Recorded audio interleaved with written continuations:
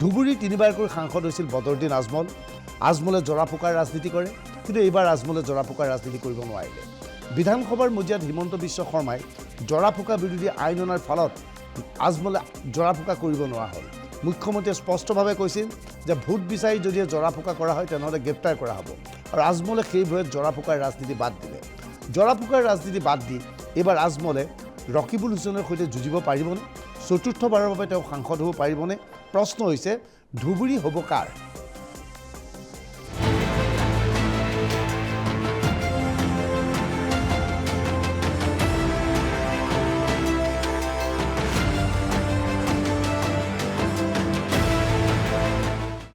প্ৰথমবাৰৰ বাবে ধুবুৰীত প্ৰত্যাহ্বানৰ সন্মুখীন হৈছে বদৰুদ্দিন আজমল।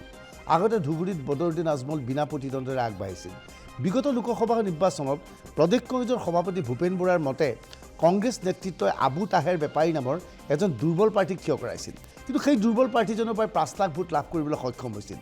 অসম গণ পৰিষদৰ প্ৰাৰ্থী আছিল জাবেদ ইছলাম, তেওঁ তৃতীয় স্থানত আছিল। এইবাৰ অগপাৰ বিজেপিয়ে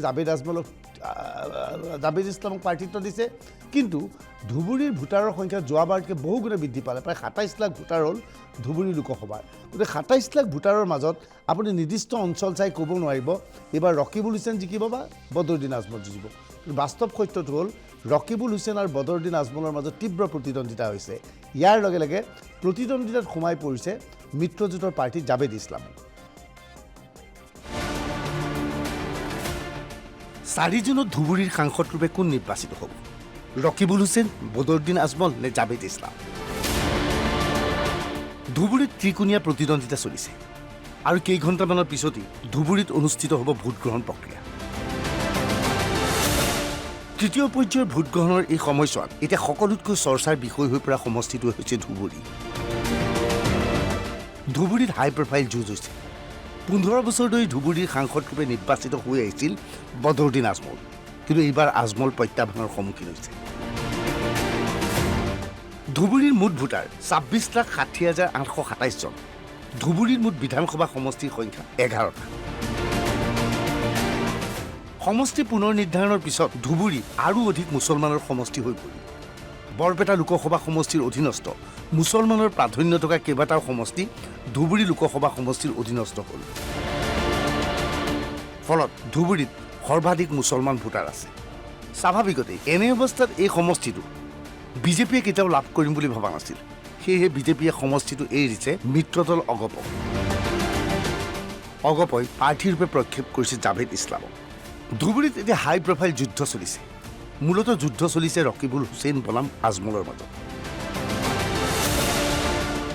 কংগ্ৰেছৰ ফালৰ পৰা চৰে চৰে প্ৰচাৰ চলোৱা হৈছে আজমলৰ বিৰুদ্ধে। আজমল হৈছে হিমন্ত বিশ্ব শৰ্মাৰ এজেণ্ট। আজমলক ভোট দিয়া মানে হিমন্ত বিশ্ব শৰ্মাক ভোট দিয়া। সেয়েহে কংগ্ৰেছ প্ৰাৰ্থী ৰকিবুল হুছেইনক ভোটদান কৰিবলৈ আহ্বান। এক কথাত ক'বলৈ গ'লে কংগ্ৰেছে এই প্ৰচাৰত কিছু পৰিমাণে সফল হ'বলৈ সক্ষম হৈছে। চৰ অঞ্চলৰ ভিতৰুৱা অঞ্চলৰ ৰাইজে এতিয়া ক'ব বিচাৰে সঁচাকৈয়ে বদৰুদ্দিন আজমল হিমন্ত বিশ্ব শৰ্মাৰ এজেণ্ট নেকি? বহুতে এই কথা বিশ্বাসত লৈছে, আন বহুতেই ইয়াক কংগ্ৰেছৰ অপপ্ৰচাৰ বুলি ধাৰণা কৰিছে। প্ৰকৃততে কংগ্ৰেছৰ এই প্ৰচাৰ অভিযান কিমান সফল হৈছে সেয়া ভোটদানৰ পিছতহে স্পষ্ট হৈ পৰিব। কংগ্ৰেছৰ বিৰুদ্ধে প্ৰচাৰ চলাইছে AIDF-এ। হিমন্ত বিশ্বৰ এজেণ্ট কংগ্ৰেছৰ মাজতেই আছে। কংগ্ৰেছৰ একাধিক বিধায়কে মুকলিভাৱে হিমন্ত বিশ্ব শৰ্মাক সমৰ্থন জনাইছে। কংগ্ৰেছৰ বিধায়ক ছিদ্দিক আহমেদে কোকৰাঝাৰত প্ৰচাৰ চলাইছে বিজেপিৰ সৈতে। কোকৰাঝাৰৰ এই নিৰ্বাচনী সভালৈ মন কৰক। ভাষণ দিছে ছিদ্দিক আহমেদে। মঞ্চত বহি আছে মন্ত্ৰী অশোক সিংহ। ছিদ্দিক আহমেদ কংগ্ৰেছৰ নিলম্বিত বিধায়ক, কিন্তু মুকলিভাৱে বিজেপিৰ সমৰ্থিত UPPL প্ৰাৰ্থীৰ হৈ কোকৰাঝাৰত নিৰ্বাচনী প্রচার চলাইছে ছিদ্দিক আহমেদে। কংগ্রেস টুকরো হয়ে আজকে আসামে মাননীয় মুখ্যমন্ত্রী হেমন্ত বিশ্ব শর্মার সাথে অনেক বিধায়করা চলে আসছেন। আর এই নির্বাচনের পর আরো 7-8 জন বিধায়ক আজকে তারা হেমন্ত বিশ্ব শর্মার নেতৃত্বকে তারা সাপোর্ট করে তারা বিজেপিতে যোগদান করবেন। সুতরাং আপনাদেরকে আমি অনুরোধ করছি, আপনাদের সাহায্য অনুরোধ করছি, এই অঞ্চলে যখন দুঃখ ছিল, দুর্দশা ছিল, সেই সময় আপনাদের পাশে ছিলাম। আজ আপনাদেরকে অনুরোধ করতে এসেছি, আপনারা ভুল পথে, আপনারা বেপথে যাবেন না। আপনারা সবাই ঐক্যবদ্ধভাবে আপনারা এই এখানে প্রমোদ বড় সরকারকে ইউপিএর সরকারকে আপনারা সাপোর্ট করুন। একেখিনি সময়তে কংগ্ৰেছৰ নিলম্বিত বিধায়ক শ্বেৰমান আলীয়ে মুকলিভাৱে প্ৰচাৰ চলাইছে AIDFৰ সপক্ষে। ধুবুৰী লোকসভা সমষ্টিৰ পৰা বদৰুদ্দিন আজমলক প্ৰাৰ্থিত্ব দিবলৈ পূৰ্ণগতিত প্ৰচাৰ চলাইছে শ্বেৰমান আলীয়ে। শ্বেৰমান আলী বাঘবৰ বিধানসভাৰ বিধায়ক। বৰ্তমানে এই সমষ্টিটো নাম সলনি হৈছে, কিন্তু শ্বেৰমান আলীৰ যথেষ্ট অনুগত আছে। শ্বেৰমান আলীয়ে ব্যাপক হাৰত AIDFৰ হৈ প্ৰচাৰ চলোৱাত ক্ষুণ্ণ হৈ পৰিছে প্ৰাৰ্থী ৰকিবুল হুছেইন। ইতিমধ্যে ৰকিবুল হুছেইনে বিধানসভাৰ অধ্যক্ষৰ ওচৰত শ্বেৰমান আলীৰ বিৰুদ্ধে গুৰুতৰ অভিযোগ উত্থাপন কৰিছে। Why only Sherman Ali is targeted? Why not Kamalaksha Prakash? Why not Bhakanta Das? Why not Shashi Kumar Das and others? আৰু যিবিলাক তেখেতসকলৰ সংগী পংগী আছে, ইণ্টাৰনেলি কৰি আছে, তেখেতসকলৰ বিৰুদ্ধে কৰিছে। এইটো কিয় একপক্ষীয়ভাৱে শ্বেৰমান আলীৰ বিৰুদ্ধে হৈছে?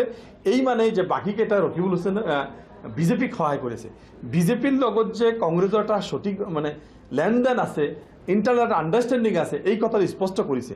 নহ'লে অকল শ্বেৰমান আলীৰ বিৰুদ্ধে কিয় দিলে, এই কথা ডাঙৰ এটা লাখটকীয়া এটা প্ৰশ্ন আপোনালোকৰ আগত থাকে। এইকেইদিন দেখা গৈছে ৰকিবুল হুছেইনৰ হৈ ব্যাপক হাৰত নিৰ্বাচনী প্ৰচাৰ চলাইছে লুৰিণজ্যোতি গগৈ আৰু অখিল গগৈ। ঘনে ঘনে অখিল গগৈ আৰু লুৰিণে নিৰ্বাচনী সভাৰ আয়োজন কৰি সংখ্যালঘু জনসাধাৰণক আজমলৰ বিৰুদ্ধে ভোটদান নকৰিবলৈ আহ্বান জনাইছে। দুই প্ৰচাৰ চলাইছে ৰকিবুল হুছেইনৰ সপক্ষে। AIDFে প্ৰচাৰ চলাইছে লুৰিণ আৰু অখিলৰ বিৰুদ্ধে।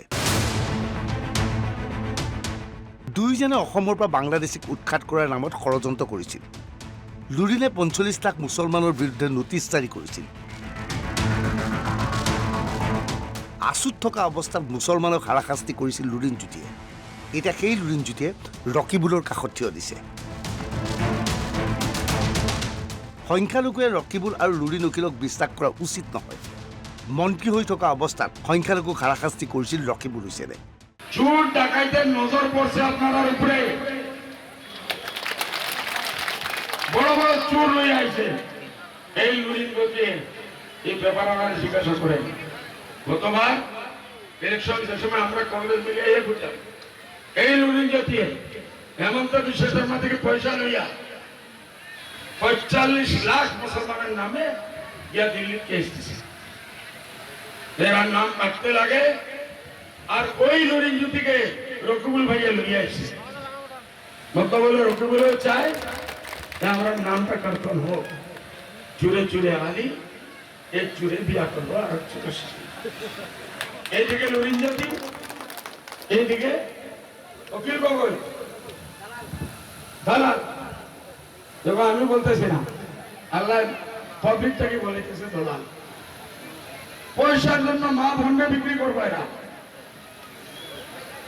এই অখিল গগৈ, এই লুরিণজ্যোতি, আমি কালকে পয়সা দিব আমার হাতে। ধুবুৰী লোকসভা সমষ্টিৰ অধীনস্থ হ'ল বৰপেটা লোকসভা সমষ্টিৰ সংখ্যালঘু অধ্যুষিত কেইবাটাও সমষ্টি। এই সমষ্টিকেইটাত কংগ্ৰেছৰ পৰিৱৰ্তে প্ৰভাৱ আছে AIDFৰ। জনিয়া সমষ্টিৰ বিধায়ক ৰফিকুল ইছলাম, চেঙা সমষ্টিৰ বিধায়ক আছৰাফুল হুছেইন, বাঘবৰ সমষ্টিৰ বিধায়ক শ্বেৰমান আলী। এতিয়া এই সমষ্টিকেইটাৰ নতুন নাম দিয়া হৈছে। চেঙা মন্দিয়া সৃজন গামত বিপদত পৰিছে ৰকিবুল হুছেইন। এই তিনিটা সমষ্টিত বিশেষ প্ৰভাৱ আছে AIDFৰ। কংগ্ৰেছৰ নিলম্বিত বিধায়ক শ্বেৰমান আলীয়ে মুকলিভাৱে সহায় কৰিছে আজমলক। ৰকিবুল, আছৰাফুল হুছেইন আদিয়ে সৰ্বশক্তি প্ৰয়োগ কৰিছে অঞ্চল। ধুবুৰী লোকসভা সমষ্টিত অগপ এতিয়া দুৰ্বল হৈ থকা নাই। অগপ বিজেপিৰ মিত্ৰজোঁটৰ প্ৰাৰ্থী জাভেদ ইছলামৰ ধুবুৰী লোকসভা সমষ্টিৰ নিৰ্দিষ্ট অঞ্চলত যথেষ্ট প্ৰভাৱ আছে। জাভেদৰ হৈ ইতিমধ্যে নিৰ্বাচনী প্ৰচাৰ চলাইছে মুখ্যমন্ত্ৰী ডক্টৰ হিমন্ত বিশ্ব শৰ্মাই। মানকাছাৰ গোলোকগঞ্জ বিলাসীপাৰাৰ পূব গোৱালপাৰা শক্তিশালী স্থিতিত অগপ। এইকেইটা সমষ্টিত যথেষ্ট আগবাঢ়ি আছে অগপৰ জাভেদ ইছলাম। ফলত বিপদত পৰিছে ৰকিবুল হুছেইন। আপোনালোকে চাওক, এই আজমল আৰু কংগ্ৰেছ সিহঁতৰ নাটক কিমান। 2021 চনত সিহঁতি লগ লাগিলে, ক'লে আমি মহাজোঁট, হয়নে? অশ্বিনী ঘৰুৱাবৰ সময়ত সিহঁতি হ'ল মহাজোঁট, আৰু এইবাৰ লোকসভাত সিহঁতি হৈ গ'ল ভাঙাজোঁট, হয়নে?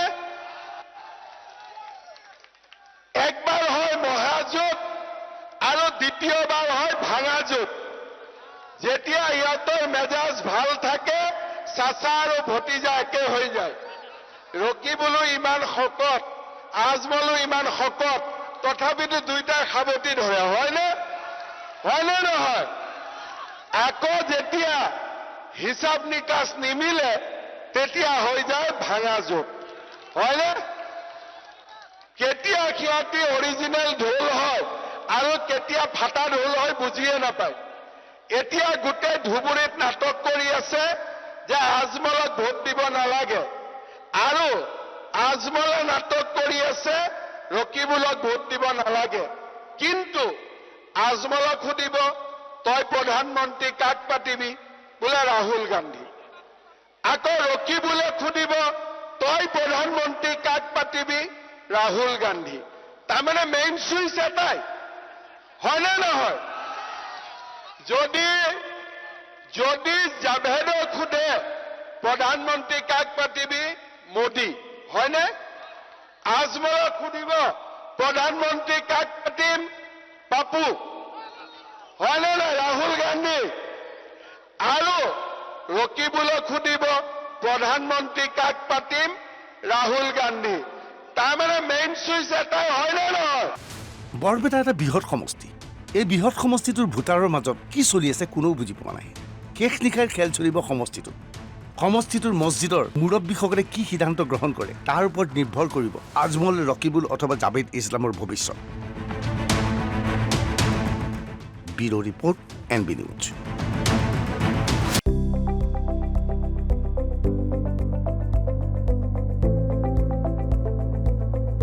NB নিউজ, সহজ সৰল ভাষাত নৱভাৰতৰ কথা।